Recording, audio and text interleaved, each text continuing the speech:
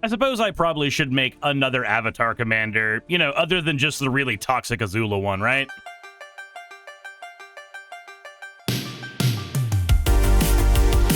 How's it going, everybody? My name is Suris, and if you are new to the channel, then my shtick is making commander decks that dominate tables without dominating your wallet. So if you're into that, subscribe now, and if you like what I'm doing here, then tell 3 friends what I'm building over here on the channel. And speaking of building, today we're gonna be building the Lion Turtle from Avatar. Now, he's a 3-mana commander that can tap for 1 mana, and if you've seen any videos on my channel, you know that this is kind of my favorite kind of commander to make in general. I love commanders that are not threatening and simply do one job. They just exist on the board as mana or as a small value engine that allows your deck to just turbo through and do its thing, and then at the end of the game, everybody wonders how you got so far ahead. Now, technically, this effect exists with Erixmathes as well. This is a prime example of the best version of this effect in Simic, but for 1 less mana, you do gain access to Lion Turtle, so we're gonna run with that and see what we can come up with. The first thing we're going to want to have is a bunch of big, dumb dudes to punch our opponents with, and one of them just happens to be a bit of mana for us as well, and that is the Drowner of Truth. It's a Simic land that can also just be a big guy when we want to punch people, and that's basically perfect for our game plan. We're also going to be running a Simic Sky Swallower, mostly because I love this guy, and when I can jam him in a Simic deck, I am incredibly happy. And honestly, I kind of miss the days of Commander where everybody ran a Simic Sky Swallower, because there weren't that many better options, so this guy just found his way into a billion precons. I'm gonna be honest, I feel like more people should have respect for Simic Sky Swallower. Let's also run a Sandman Shifting Scoundrel because he's unblockable by most problematic creatures, and he also gets really big since his power and toughness is based on the mana that we have available on board. Then we have Rampaging Balos, who's got a landfall ability to spawn a bunch of dudes for us, Sin Unyielding Cataclysm, which can steal basically every single counter on the board, and then come down as a giant fucking guy. Como World Eater can spawn a bunch of guys in his own right, and he's a fantastic card for that. Diluvian Primordial can steal all the best instants and sorceries from your opponent's grave when you play it. Galta Primal Hunger is a 12/12 that you spend effectively 2 mana on. Crystalline Armor can turn any creature in our deck that does not already have Trample or Gigantic stats into a creature with Trample and Gigantic stats, giving a creature 1/1 for every land we control and Trample.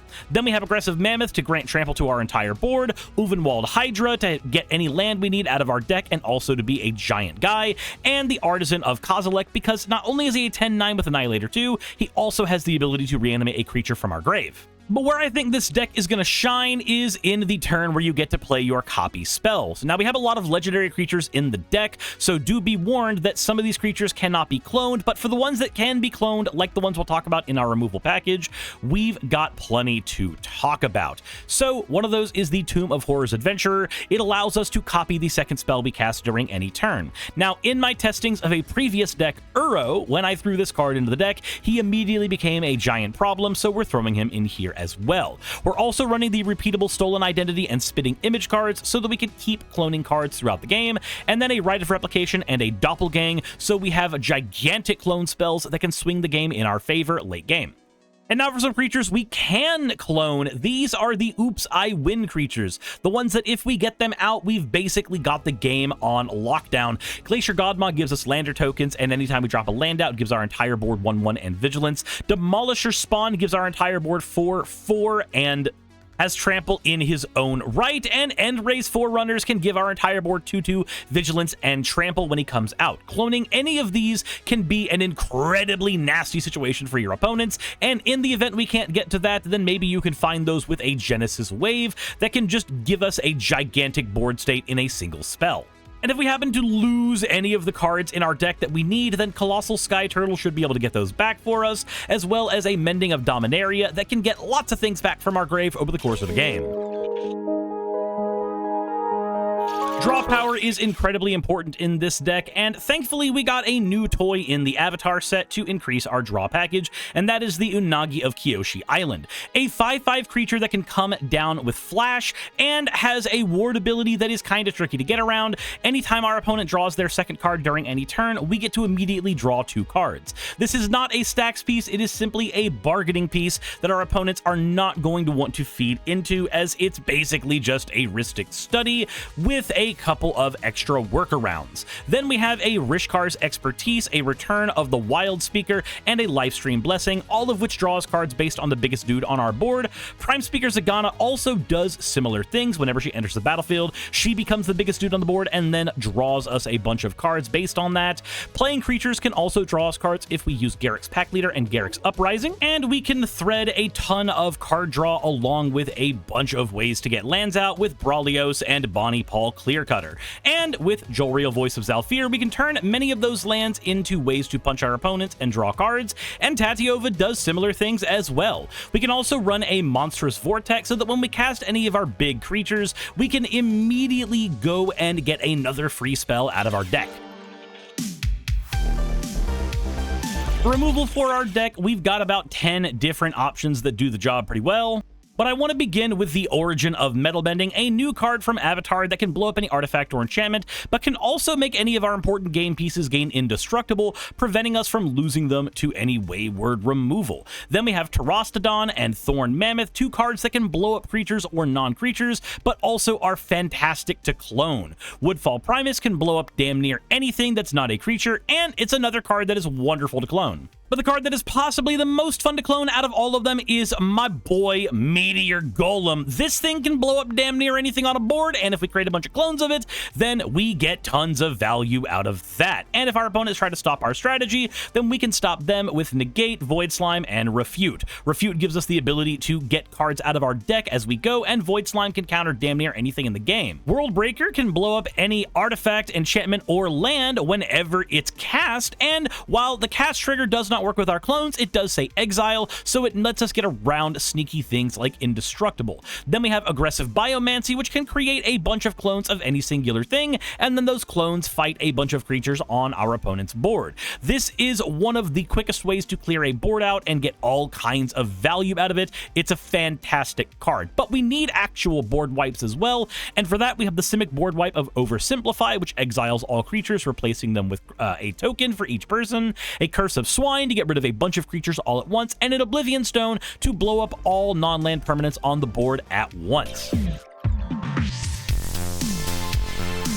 The last section we got to talk about is, of course, the ramp and mana, and for this, I want to showcase that we have a Rixmathes in here so that we can have a big 12/12 later in the game that's a really great land in its own right. After that, we have the clonable Beanstalk Giant that is a wonderful way to get a land out of the deck and also creates a big dumb dude later in the game. But now I want to showcase the 1 mana ways to ramp. The most important ramps in our deck are Llanowar Elf, Wild Growth, Elvish Mystic, Utopia Sprawl, and technically Search for Tomorrow, but this one doesn't count because of land sequencing.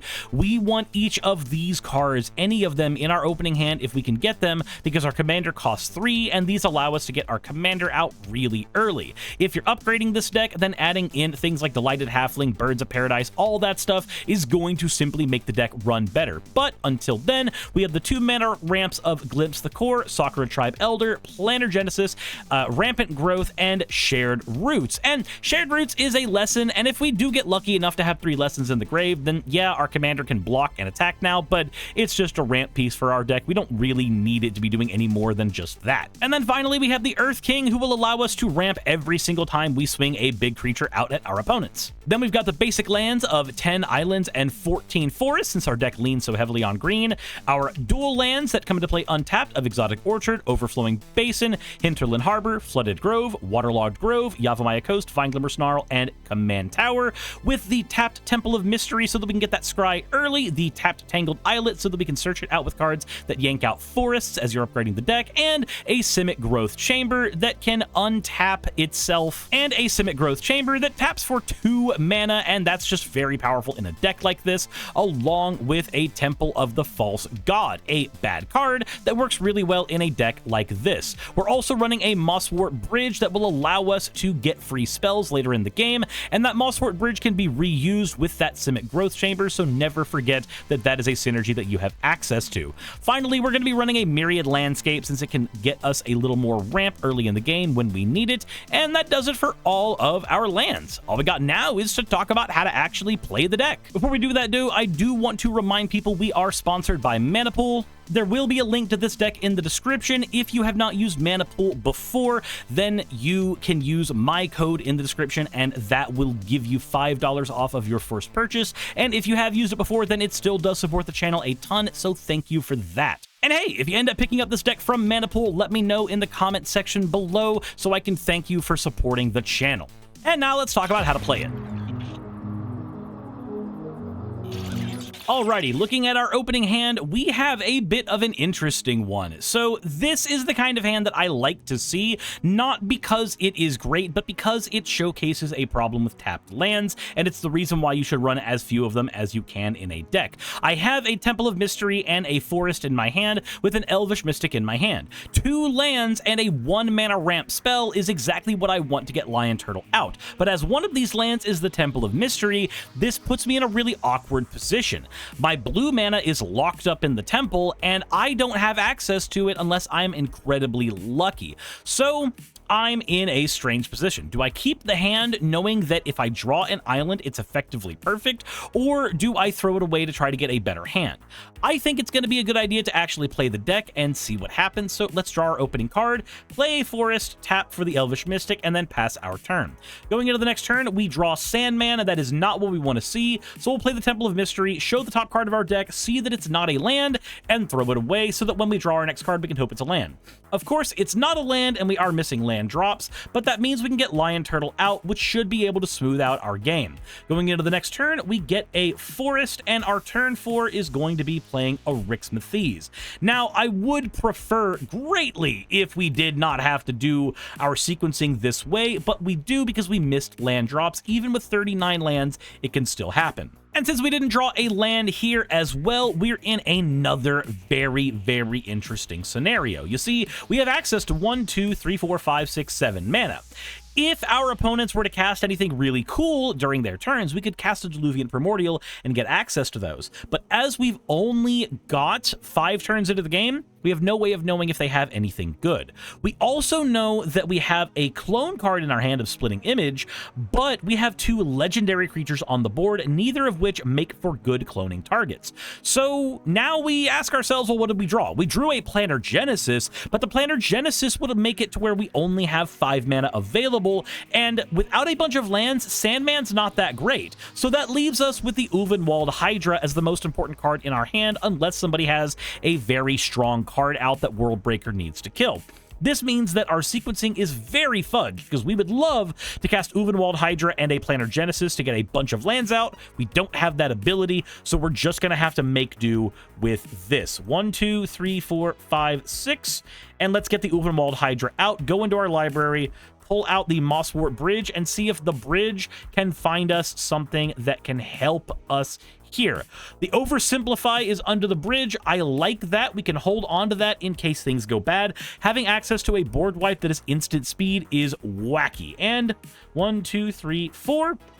Alrighty, we have technically 5 lands out because of Rixmathies, but we're going to end up turning him over very, very soon, so I'm not super worried about the number being off here. Let's move to turn 6, and once again, we do not have access to a land. This is a very, very troubling set of circumstances, and without a lot of lands available to us for Ulvenwald Hydra to feed off of, even the Rishkar's Expertise is a bad value proposition.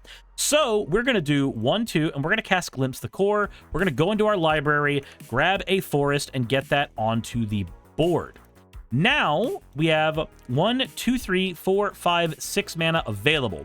We have a couple options here. We can either do Planar Genesis to get another land out and then play Sandman, or we can Splitting Image the Ulvenwald Hydra. Right now, I think the more important thing is Splitting Imaging the Ulvenwald Hydra. It gives us the exact same board state, but it allows us to keep more of our strategy closer to our chest. So now that we have 2 Ulvenwald Hydras, we have some pretty decent cloning targets. Now, I'm going to hold Splitting Image over here instead of in the graveyard, because we do get the ability to recast it if we need. And this is going to get us out Temple of the False God. Ideally, this should allow us to be at the area of mana that we're supposed to be at right now, because we are behind on mana. And we drew Stolen Identity. This might actually work out really well. So what I want to do, if we had the mana, if we hadn't been missing land drops literally every single turn, we could play the Diluvian Primordial and then Stolen Identity of the Diluvian Primordial. As we don't have access to that as a line, because we don't have the mana to do all of that, I think what we do instead is 1, 2, 3, 4, 5, 6, 7. We get the Diluvian Primordial out on its own and then cast a bunch of cards from our opponent's graveyards. That should let us get back into the game. Now, the most important thing we can do right now is hold on to the Mosswort Bridge here in case things go south. And we have a Planar Genesis. We're not going to use it just yet. 1, 2, 3, 4, 5, 6. We have 7 lands out with Arixmathes, but now that we've activated Diluvian, Arixmathes is no longer a land. We have hit all the cards to cast, so the Ulvenwalds are now 6/6s. We should be swinging with them to try to put pressure on our opponents, and on our opponent's turn, if we do not end up needing the mana for anything, we can use the Planar Genesis to yank a land from the top of our deck. And it does give us a land with Waterlogged Grove, but I don't want to use the life total for that right now. We don't really need to, so we'll get the island out instead. And when our turn comes up, we get Origin of Metal Bending. We can use this to protect our board state now. This is actually a really, really good card for us to see. So what should we be doing here? Well, I think the correct thing for us to use is the Stolen Identity. So let's go ahead and tap Temple of the False God. 1, 2, 3, 4, 5, and 6.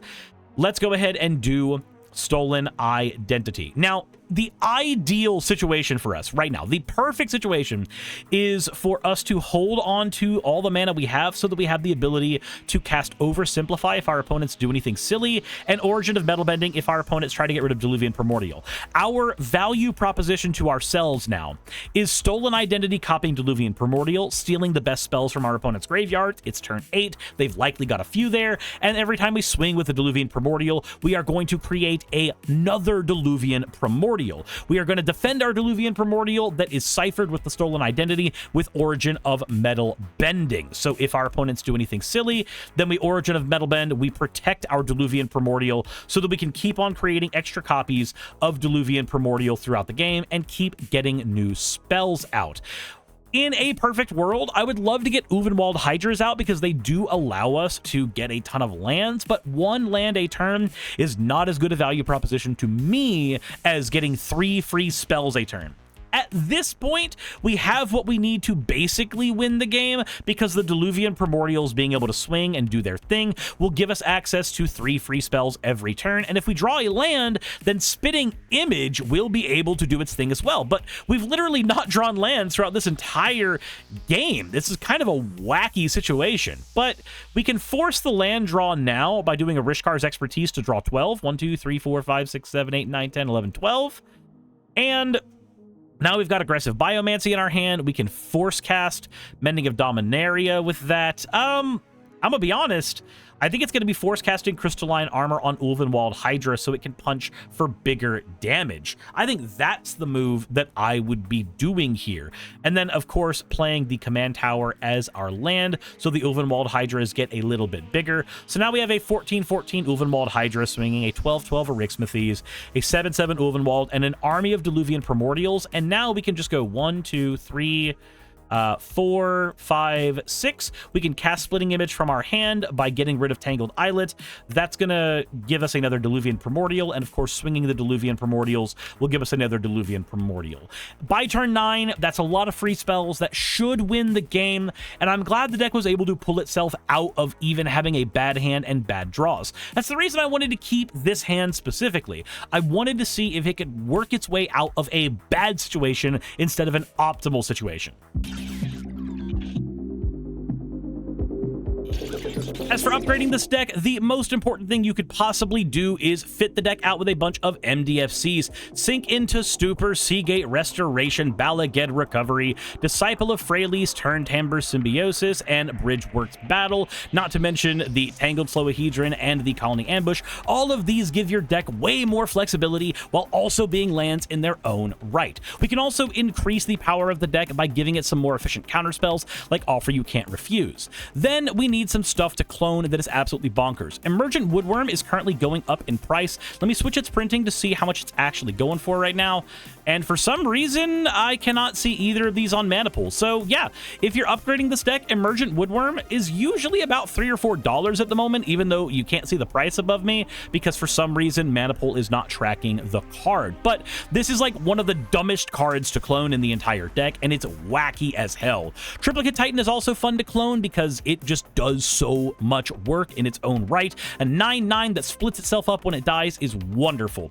Thunderfoot Baloth is also fun to clone. It's just a really powerful card. 5/5 with 2/2 and trample for the entire board is absolutely bonkers. I'd also run the original Coma Cosmos Serpent. It's a great way to win a game, and its price is dropping a ton thanks to Avatar. Kodama of the East Tree is also a great way to upgrade the deck as well. And like I mentioned, I think you should definitely be putting in Birds of Paradise, Delighted Halfling, and whatever 1-mana ramp you can in the deck, because it is just that important to get this kind of commander out as early as possible. So Boreal Druid, Delighted Halfling, Birds of Paradise, Finehorn Elves, all of those are going to be doing a bunch of work in a deck like this.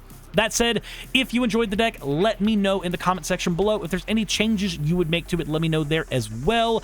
And if you have a commander you want me to cover in the future, then let me know in the comment section as well. That said, thank you so much for watching. I appreciate each and every one of you being here and checking out my videos. Remember, this deck is available on Mana Pool. I've got a tiny URL link to buy the deck on Mana Pool if you want to pick it up. And as always, everybody, thank you all for watching, and I will see you all in the next. I've made the unfortunate mistake of making all fan art canon, and you guys use that to make a ton of doppelgangers of me that try to ruin my life. So why not go ahead and celebrate that cacophony by picking up the new channel playmat over on Fourth Wall. Thank you so much, and let's get back to the video.